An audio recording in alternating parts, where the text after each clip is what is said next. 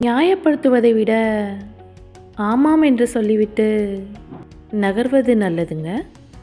உங்களை தவறாக புரிந்து கொண்டவர்கள் ஒருபோதும் உங்களுக்கானவர்களாக இருக்க வாய்ப்பே இல்லைங்க. வீட்டில் ஒரு பெண் பிள்ளை எவ்வளவு செல்லமாக வளர்க்கப்படுகிறார்களோ அதை தாண்டிய துன்பத்தை வளர வளர அனுபவிக்கிறார்கள் என்பது எழுதப்படாத விதிங்க.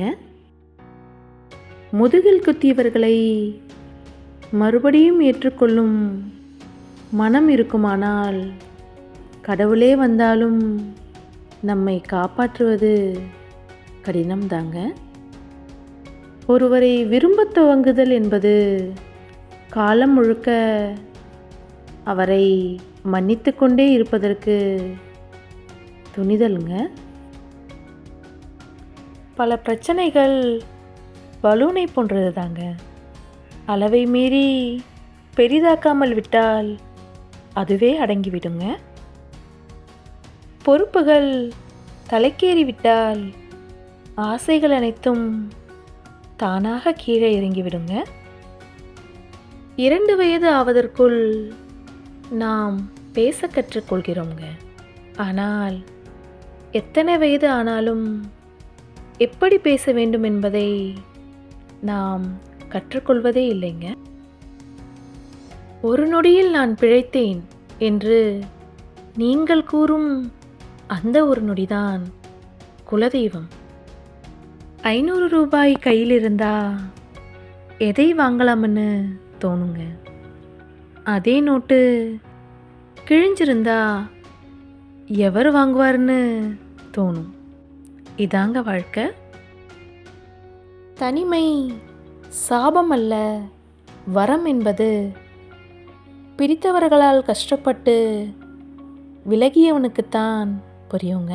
ஆறுதலே கூற முடியாத சில கஷ்டங்களுக்கு நிச்சயமாக அழுகை ஒரு மருந்தாக இருக்குங்க.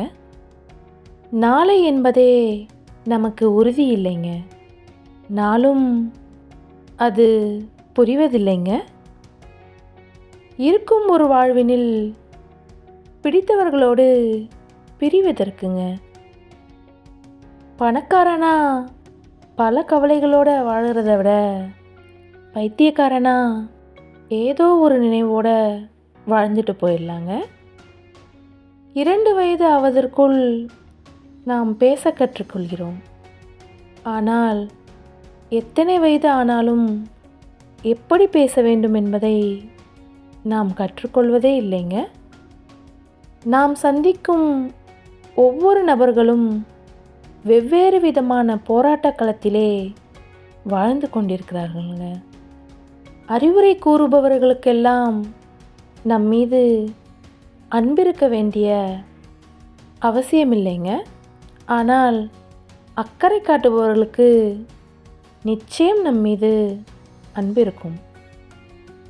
நம்மில் பெரும்பாலானோர் சுய ஆர்வம் கொண்டு நீந்த கற்றுக்கொண்டதை விட இன்னொருவர் தள்ளிவிட்டதன் மூலம் நீந்த கற்றுக்கொண்டவர்களே அதிகங்க.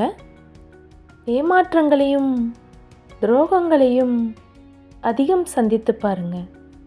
வாழ்க்கையில் தத்துவம் மட்டும் அல்லங்க, அறிவும் தானாகவே வளரும். சிலருக்கு நாம் அவசியம் இல்லைங்க.